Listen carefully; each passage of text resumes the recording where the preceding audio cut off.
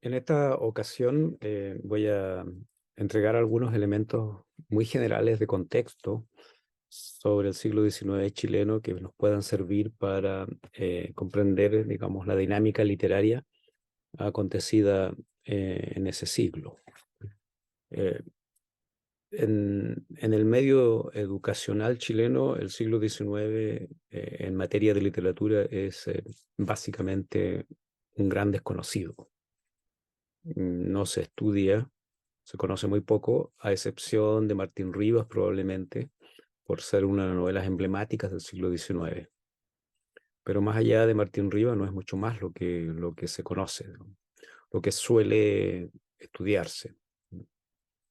Así que en esta ocasión, algunos elementos de contexto generales que ayuden, digamos, a comprender o a situar mejor y a comprender también ciertamente eh, lo que en su momento nos corresponderá comentar acerca de, sobre todo, la poesía chilena del siglo XIX, fijándonos en nuestro caso en dos autores nada más, que serían Eusebio Lillo por un lado y Antonio Borges Solar por otro. Bien, el siglo XIX chileno es un siglo de enormes mm, cambios históricos. O sea, cuando llega el 1800, Chile es todavía colonia de España, y cuando termina el siglo, digamos 1900, quizás 1891 podría ser el fin del siglo XIX chileno, mm, eh, es una república independiente con muchos problemas internos, pero independiente. Entre medio ha habido guerras de emancipación, como se llama por aquí, de el tutelaje colonial de España, que en el caso chileno sucedió entre 1810 y 1818, aunque en rigor se extiende hasta 1826 por la tardía incorporación del archipiélago de Chiloé a la República de Chile. Eh, la, la, el siglo XIX, la literatura, digamos, del siglo XIX chileno mm, es una especie de campo de batalla entre conservadores y liberales. Y cuando digo campo de batalla entre conservadores y liberales, me refiero a las grandes disputas que acontecen en Chile a partir de 1825-30, digamos, ya una vez consolidada la República eh, y en proceso de conformación del Estado Nacional. No me voy a extender sobre el periodo de anarquía, como le llaman los historiadores, que va entre 1818 y 1833 aproximadamente, ¿m? Con azonadas militares, golpe de Estado, en fin, cambios de gobierno muy rápido hasta que finalmente se estabiliza el orden político chileno a partir de la década del 30 del siglo XIX, sobre todo con la llamada Constitución Portaliana, inspirada en las ideas de Diego Portales, que se promulga en 1833 y que termina estando vigente hasta 1925, cuando se promulga una nueva constitución, que estaría vigente esta nueva constitución, la de 1925, hasta 1973. Eh, la disputa entre conservadores y liberales atravesó todo el siglo XIX. Eran unas disputas de élites, de las élites conservadoras que tenían un fuerte respaldo en la iglesia y que procuraban un control religioso ideológico sobre la población, principalmente sobre las mujeres más que por sobre los hombres. Este es un punto importante que no hay que pasar por alto. Y, sin embargo, también están los liberales, que eran también de élite. No es un asunto de clases populares versus aristocracia, sino entre clases altas, digamos, que se dividían entre quienes tenían una suerte de pensamiento más tradicional, más informado, más inspirado por el pensamiento de la Iglesia Católica, por las creencias, por las prácticas de la Iglesia Católica, y las élites liberales que tenían un pensamiento más cercano a la Ilustración francesa y que en cierto modo se sentían, para decirlo de una manera un poco chistosa, los franceses de América. Los franceses de América. De manera que ese es un aspecto que cruza prácticamente todo el siglo XIX. Las disputas acerca de si el control administrativo de los nacimientos, la inscripción de los nacimientos lo tenía que hacer el Estado o lo tenía que hacer la Iglesia, o si los cementerios deberían estar administrados por la Iglesia o por el Estado a través de sus distintas reparticiones, es una disputa que hoy nos puede parecer extraña, casi absurda, pero en el siglo XIX era un asunto de extrema importancia. Entonces, en este contexto donde se gesta y se desarrolla la literatura del siglo XIX, hay que tener en cuenta, además, que en el siglo XIX la gente que sabía leer y escribir era muy poca, de verdad, una minoría solamente, y dentro de esa minoría, por lo menos en la primera parte del siglo XIX, las mujeres eran todavía más minoría que los hombres que sabían leer y escribir. Eso fue cambiando también a medida que avanzó el siglo XIX, y eso fue una de las razones que dio espacio a la aparición también de la novela, sobre todo a partir de 1860 en adelante, porque, claro, la novela no se podría pensar que tuviera un éxito de no haber lectores. Es decir, lo que quiero decir es que si se publicaban novelas es porque habían lectores, sobre todo lectoras. Eso es un punto que no es menor y que en su momento quizás me pueda extender más, pero por ahora solo lo menciono. Eh, la, la poesía no tuvo, podríamos decir así, un gran desarrollo en el siglo XIX, más la novela, más la prosa que la poesía. La poesía quedó en cierta medida anclada a estereotipos patrióticos, de defensa de la nación, de defensa de la bandera, de loas a determinados símbolos patrios, entre los cuales en su momento también aparecieron los indígenas mapuches como gestores iniciales, digamos, de esta nación chilena. Ciertamente en eso hay una falsificación histórica, pero a lo que voy yo es a la imagen que se construye desde ciertas élites nacionalistas que ven en la guerra de Arauco, en la resistencia del pueblo mapuche contra los conquistadores españoles, digamos, una suerte de nación primera que dio espacio, nacimiento finalmente a un Chile heroico, un Chile poderosamente defensor de su independencia, como lo hicieron en su momento los pueblos nativos de Chile, en particular el pueblo mapuche.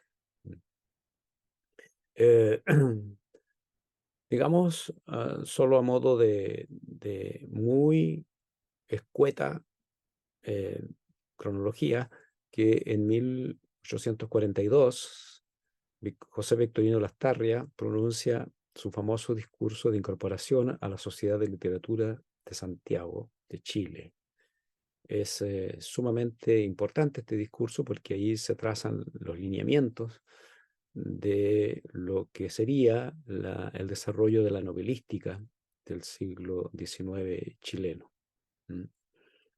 Eh, el mismo José Victorino Lastarria es un narrador, sin embargo, quizás su aporte mayor no son sus obras de ficción propiamente tal, sino su discurso, donde plantea, entre otras cosas, la necesidad de seguir el modelo francés, del realismo francés, para acceder, digamos, a una representación eh, también realista de la sociedad chilena como una forma de contribuir a la conformación de la identidad nacional que sea paradójicamente, digamos, independiente. O sea, la idea era un poco aprender de los franceses, trasladar el modelo de la gran literatura francesa de narrativa de esa época, pensemos en Balzac, y trasladarlo a Chile, digo, de manera que la literatura tuviera ese componente cívico de aprendizaje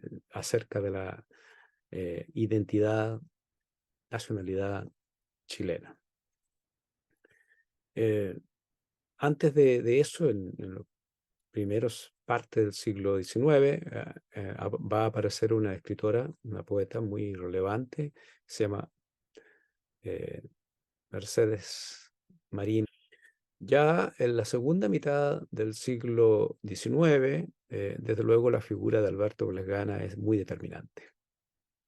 Martín Rivas, publicado en 1862, marcará un punto esencial en el desarrollo de la novelística chilena del siglo XIX, eh, porque cumple en alguna medida con ciertos ideales, digamos, liberales, sobre todo de la época.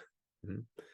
Es una, es la historia de amor, por un lado, en ese sentido tiene las características de un folletín, pero por otro es también una suerte de historia de aprendizaje del personaje que viene de la provincia, de la clase baja, y que termina incorporándose a la clase alta santiaguina a través de el estudio, por un lado, pero también a través del matrimonio con Leonor, la coprotagonista femenina, que es evidentemente de clase alta. Entonces aquí hay una especie de imagen, digamos, eh, de confluencia, de buen convivir, digamos, entre la clase baja y la clase alta, en la medida en que hay, eh, por un lado, en el caso de Martín Rivas, un esfuerzo por, eh, por estudiar, por sacrificarse, en fin, abandonar su tierra, emprender el camino del ascenso social. Y por otro, el de la clase alta, que en cierto modo abre las puertas también a el ascenso social. Mm. Eh, Desde luego, entre medio de esta historia o en el contexto de esta historia van a aparecer elementos históricos como la Revolución Liberal de 1851, el fracaso también de esa misma revolución liberal y otros aspectos de costumbres de la época, una suerte de ironía crítica que Alberto Blesgana muestra en Martín Rivas a través de la imagen de personajes afrancesados que son evidentemente ridículos porque hablan en francés sin saber francés en realidad, introduciendo palabras a veces sin ton ni son en las conversaciones cotidianas solo para aparentar que son franceses. La poesía chilena sigue su curso, desde luego. No me voy a detener en esto por ahora, solo mencionar que mm, hay diversos autores que van produciendo sus obras con un estilo muy tradicional, versos muy medidos, en fin, no estamos en la época de, de la ruptura de la forma, todavía las vanguardias no han llegado. ¿Mm? y el que viene un poco a mover el piso, en el buen sentido de la palabra, a, a la poesía chilena es Rubén Darío, este nicaragüense que en 1888 arriba a Valparaíso, y si bien no estuvo tanto tiempo en Chile, su importancia fue muy grande, sobre todo por la publicación de su libro Azul, ¿m? Azul, que se publica en Chile. Eh, de manera entonces, que la presencia de Darío eh, inaugura, digamos, una preocupación mucho más fuerte por la forma, por el lenguaje, por el estilo. Ya no es solo, eh, digamos, ideas nacionalistas o ideas de alabar el campo o eventualmente idealizar determinadas referentes de Chile a partir de, de la traslación de imágenes provenientes de la antigua poesía grecolatina, que encontramos bastante de eso en la poesía chilena decimonónica. La, la llegada de Darío evidentemente trae un aire fresco a la poesía por por la atención que se pone en el lenguaje, por la atención que se pone en el estilo, porque él nos enseña, le enseña, digamos, muestra a los poetas chilenos ya de fines del siglo XIX que, que hay que aprender de lo que se está haciendo en otros lados, y en este caso en Francia, que aparece como un punto de avanzada de la poesía contemporánea del momento. Eh, la audacia de Darío, como ustedes saben, no es que haya imitado a los franceses simplemente, sino que lo que hizo fue trasladar al castellano la energía creativa del francés, de modo que el castellano como el idioma, como lengua, terminó renovándose para efectos de la poesía de una forma como pocos poetas lo han conseguido hacer. Digamos. Darío sigue siendo un poeta de enorme relevancia para el idioma castellano hasta los días de hoy, más allá de que la forma misma de sus textos poéticos no sean los que hoy se usan. No sea, digamos, la misma forma que se usa hoy día. Relevante es, por lo tanto, la antología Selva Lírica de 1917, que recoge buena parte de la poesía del siglo XIX y de comienzos del siglo XX, con una perspicacia extraordinaria. Los antologadores de este texto consiguieron poner a dos autores que estaban en ese momento, diríamos, comenzando a perfilarse como escritores relevantes. Uno de ellos, Pablo de Roca, y otra, Gabriela Mistral, que llegaría a ser años más tarde Premio Nobel de Literatura, nada menos. Hay que pensar que cuando se recogen los poemas de Gabriela Mistral, todavía Gabriela Mistral en ese momento no usaba su seudónimo nombre, que se convirtió más tarde en nombre, sino usaba su nombre eh, civil original, o sea, Lucila Godoy.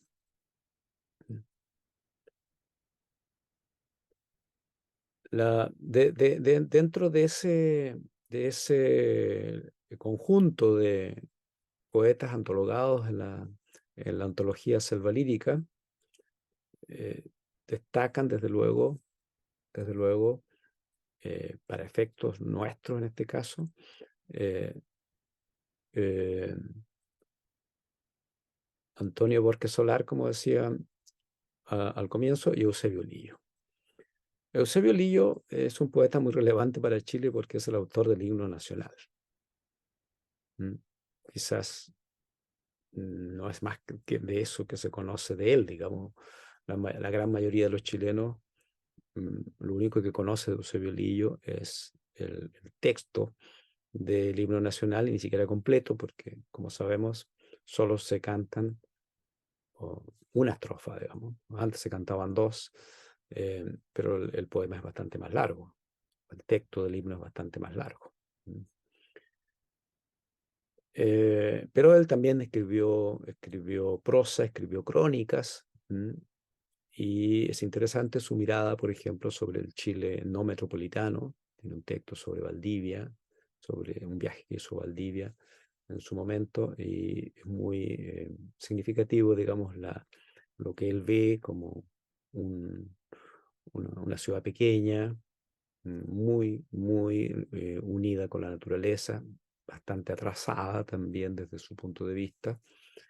Eh, y el otro autor en el que pondremos cierta atención, no en este video ciertamente, sino en clases presenciales, es Antonio Borges Solar, cuya importancia para nosotros viene de dos variables. La primera es que nació en Ancud, por lo tanto es un escritor chilote, el primero, según Mario Contreras Vega, primer escritor chilote que hace carrera de escritor, digamos, propiamente tal. Y segundo, porque él es un notable exponente del modernismo chileno, digamos, algunos lo pondrían el posmodernismo, pero yo pienso que está más bien dentro de la estética del modernismo chileno, muy cercano a la inspiración de Rubén Darío.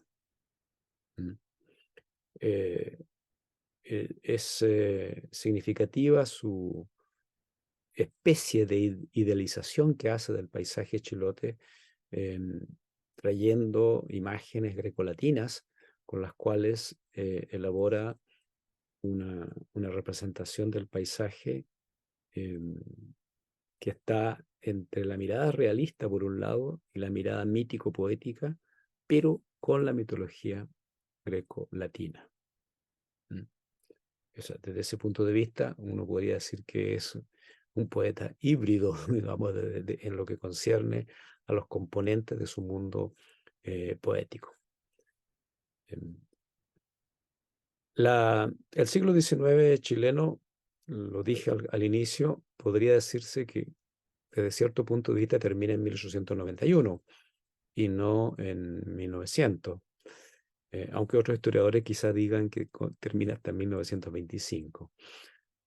Lo de 1891 es por la famosa revolución, ¿no? Que en realidad fue una guerra civil corta pero muy sangrienta, que terminó acabando con el gobierno de José Manuel Balmaceda. Un gobierno liberal, digamos, por decirlo de alguna forma, pero con ciertos tintes nacionalistas que, que dieron paso, digamos, a reacciones bastante fuertes de parte de un sector de la, de la sociedad chilena, de la clase política chilena y militar, que terminó dividiendo el país en dos bandos y estableciéndose una guerra que terminó finalmente con el gobierno de Balmaceda y también con su vida, porque Balmaceda terminó suicidándose en la legación diplomática de Argentina. Y de ahí hasta 1925 se produjo un periodo que se llama el periodo de la República Parlamentaria o del parlamentarismo, en que el Parlamento chileno de la época tuvo un poder muy grande que terminó de facto gobernando, puesto que tenía más poder que el propio poder ejecutivo.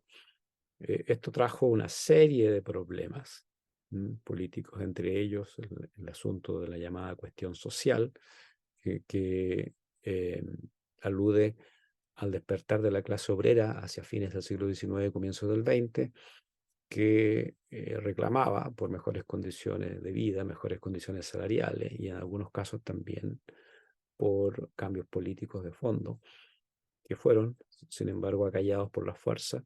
Y un ejemplo de eso es la matanza de obreros de 1907 en Santa María de Iquique, que no fue la única, desde luego.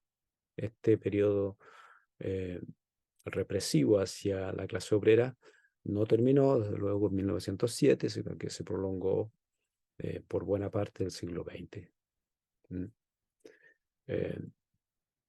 Y luego tenemos 1925, donde se produce una serie de inestabilidades, digamos, políticas, entre 1923 y 24, que culminó finalmente con una nueva constitución, la de 1925, que estabilizó el campo político chileno hasta 1973, donde se produce, como todos saben, una crisis de enorme magnitud que desembocó en un sangriento golpe de Estado eh, de la Junta de Gobierno comandada por Augusto Pinochet, general Augusto Pinochet. Pero eso ya es otra historia. Así que espero que con esta breve consideraciones de contexto nos ayude a situar un poco el campo de lectura de la literatura chilena del siglo XIX y en particular de la poesía.